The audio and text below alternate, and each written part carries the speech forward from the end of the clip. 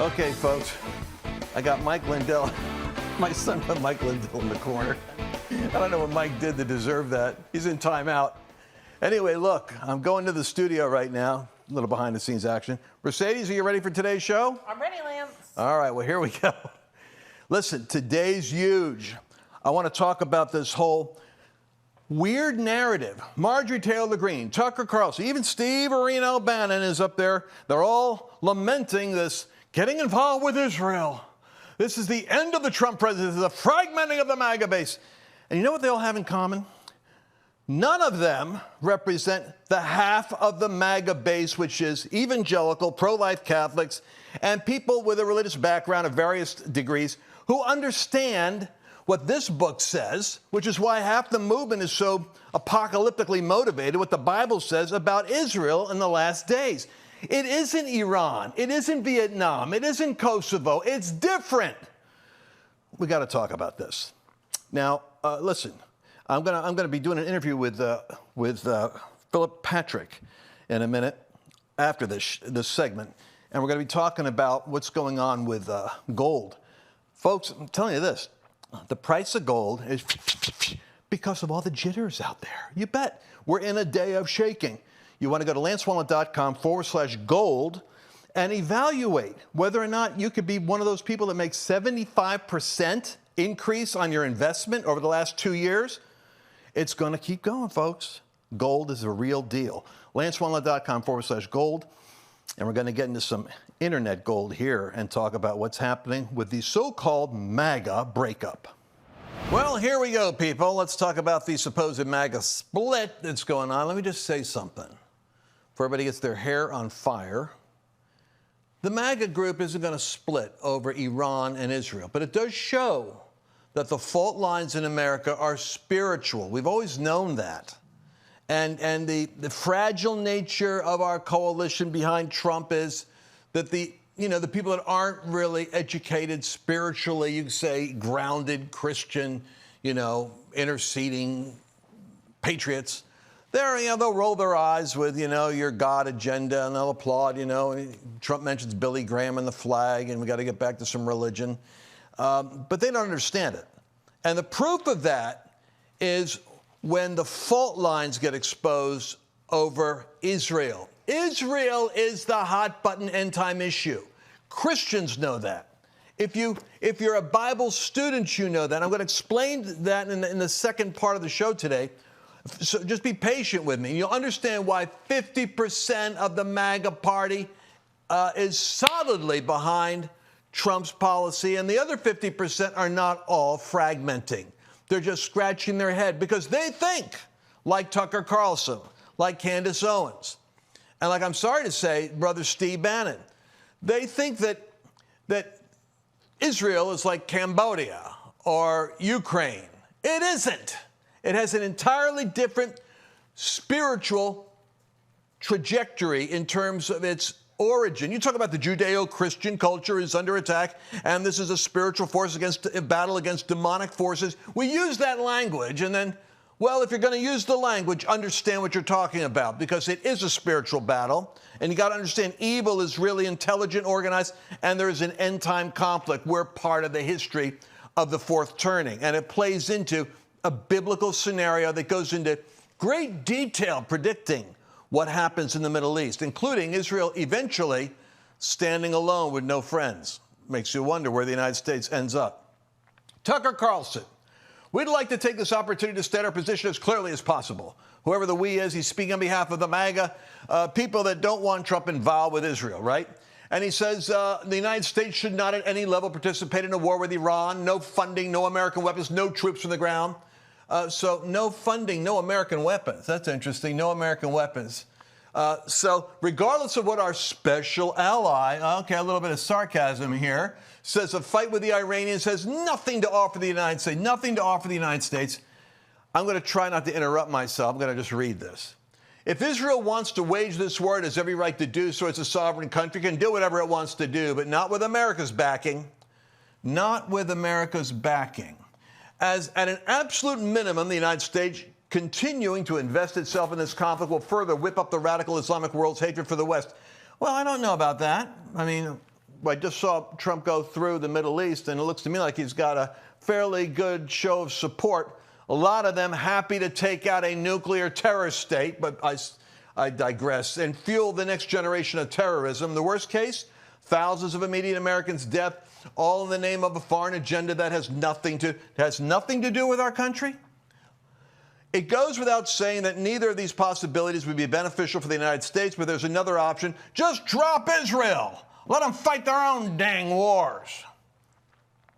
Judeo-Christian West, just drop the Judeo part. No matter how many bogus anti-Semitism allegations and neocons, this isn't about anti-Semitism. Just get rid of the Jewish state. What do we care? Mark Levin hurls at Americans who advocate for that path, opposing destroying the United States in the name of the Netanyahu government. It has nothing to do with Israel. It's about America. We reject the idea of involving the U.S. and America in an Israeli war for the same reason we would stand against it. So here we go. So are we really, is Israel, is the Bible and Israel really the same as Suriname and Cambodia and Eritrea? Any other random country you could close your eyes and point to on a map? It's not America's fight. So basically, and this is going to destroy Donald Trump's presidency. That's basically what we're seeing here. So what you're looking at is, I'm sorry to say, is and I don't want to be rude, but it's a biblical illiteracy on the part of people like Tucker Carlson, who's kind of, new to a lot of this Episcopal background. His wife's Anglican. I get that. I was raised Anglican. But it doesn't mean he has a biblical understanding as to what's actually going on.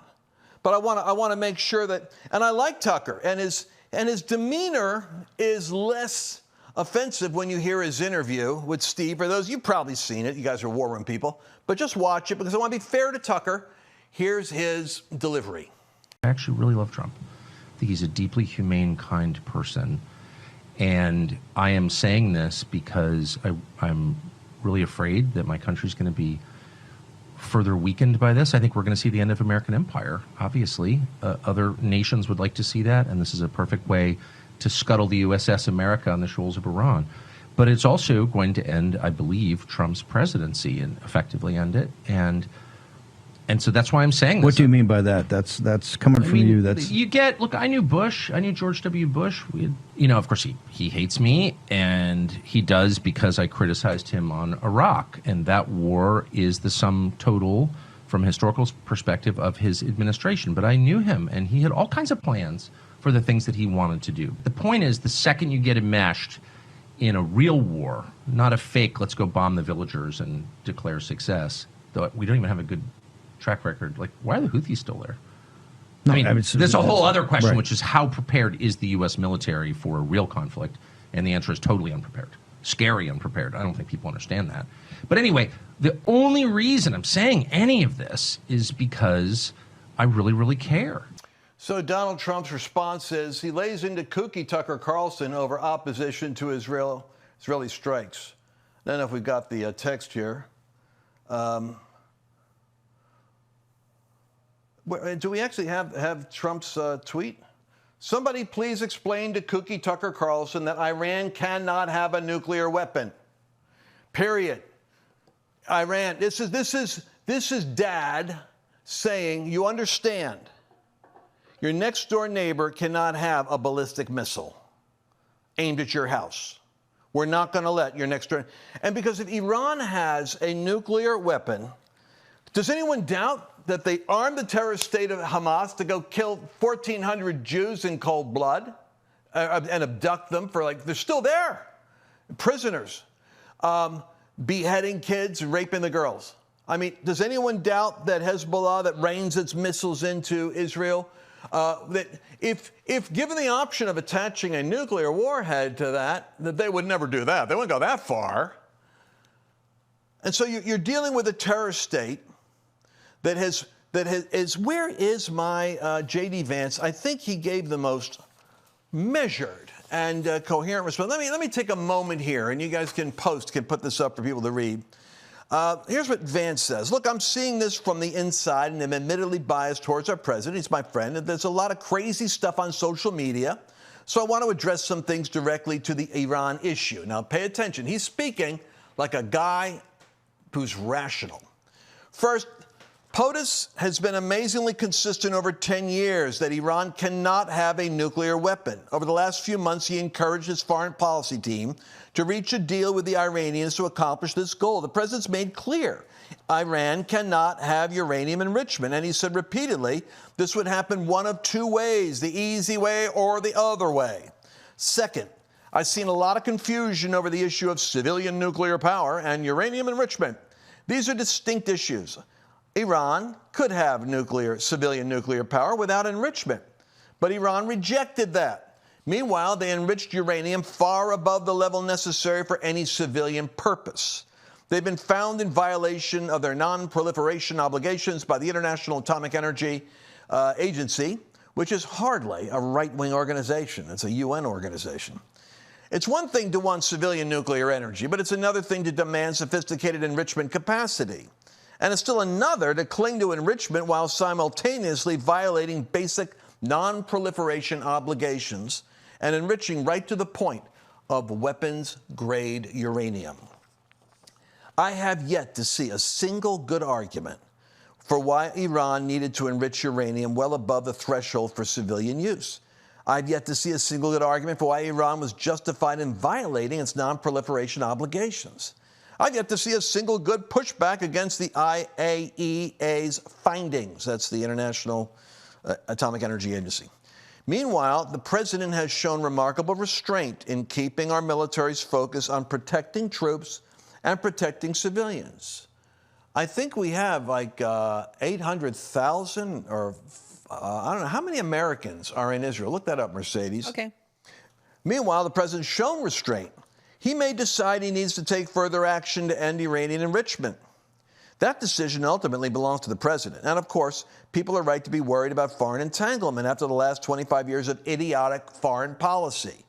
Amen. We don't like the Ukraine war with Russia. We don't want to have another Afghanistan. We don't want another stupid war like an Iraq thing.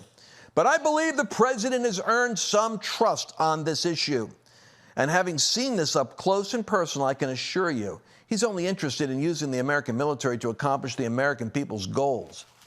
Whatever he does, that is his focus. Chat says 600,000. 600,000 Americans are in Israel, over 500,000. But, you know, we have Marjorie Taylor Greene, of course, chiming in here. Her and Tucker are right here. And she's on Tucker's side and basically saying, hey, I don't think we want to be involved with Israel. Well, okay, thank you. We're finding out where everybody's at here. Candace Owens. But Candace Owens, I think her brain left the station a couple of months ago. She started getting really, almost like QAnon crazy on the anti-Semitism. Donald Trump just completely fractured his base. And he did it for the very neocons who minted the Never Trump movement. Truly unbelievable. Somebody please explain to Cookie Tucker Carlson and Candace Owens. How about this? Iran cannot have Osama bin Laden. Iran, people that are willing to blow themselves up, cannot have a nuclear weapon. As much as possible, that should be the mentality. So Tucker turns on Trump, ex-Fox News host blasts complicit president for backing Israel after attacks on Iran. And I'm going to suggest this, that the MAGA base needs to have a conversation.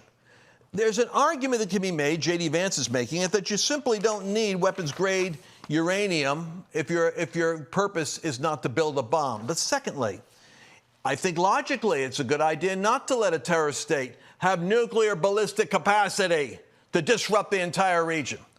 But thirdly, and probably most importantly, I want to make the argument that there's a rationale in the Bible behind what separates Israel from Cambodia in terms of its biblical significance and its role in the end times and how God weighs nations in the light of that. Well, the thing with the president is, right, we're in the middle of, I was going to go into my biblical exegesis here of exactly how you have to view Israel in the end times. But the president has just put out another one of his trolling tweets in global diplomacy. I remember when Mitch McConnell said, president shouldn't be tweeting, and Trump wrote back to Mitch McConnell, welcome to the new way presidency is done. We know exactly where the so-called supreme leader is hiding, Trump just said. He's an easy target. He's safe there. We're not going to take him out, kill him. Just make sure you know what that means, take him out, kill him. At least not for now. Oh, my God.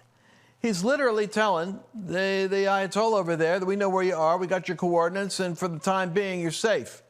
At least for the time being. But we don't want missiles shot at civilians or American soldiers. Our patience is wearing thin. Thank you for your attention. I love how Trump, he signs everything with thank you for your attention, no matter what it is. Melania probably gets that at home. But here's what he's saying. This is all part of his, and this is where he's playing three-dimensional chess. He just came back to a briefing from the G7 summit, which he was glad to go away from and leave, where they wanted him to sign, we want to see this battle de-escalate between, we want to see this conflict end between Iran and Israel, and he refused to sign it. That's Senator's signature right there. He's not saying he wants the conflict to end. He wants it resolved. There's a difference between ending and resolving. And here he's saying, you might be a supreme leader. You might need to leave. They might need to get film of you leaving the country, because psychologically that dissolves his whole unity in his party. You get what I'm saying? The second thing that's interesting here is that the president is also indicating that he must have intelligence. Remember, he came back to an emergency briefing that Iran, from his intel sources, and probably the Mossad, and who knows, maybe they're trying to pressure Trump into bombing the reactor, the Fordow reactor. But evidently, American soldiers and more civilians are in the sighting trajectory of what Iran's looking at. So he might be saying, hey, we've got information that they're going to try to start targeting American troops in the Gulf region in order to inflame Muslim uprising and embroil the United States in a regional conflict. And so what Trump's saying is, you do that, and you're dead. You get what he just said? I'm interpreting. I'm the horse whisperer. I'm telling you exactly what Trump is saying in the decoded message there. So I'm going to have to, are we concluding the show with that? I'm going to conclude this segment with that. And then when we come back with our part two, I'm going to explain this cup over here. That cup there represents a prophecy from the end times regarding Israel right now in history from Zechariah chapter 12. Behold, I will make Jerusalem a cup of trembling unto all the people round about, when they shall be in the siege against Judah and Jerusalem, when the war breaks out against Israel. Jerusalem shall be a cup of trembling. And in that day I will make Jerusalem a burdensome stone for all people, all nations. All that burden themselves with it shall be cut in pieces, though all the people of the earth be gathered together against it. Meaning that Israel will become an issue that all the nations are going to have to make a decision on. And it's the valley of decision. We're heading into a last days period of time. I'm not saying this is it.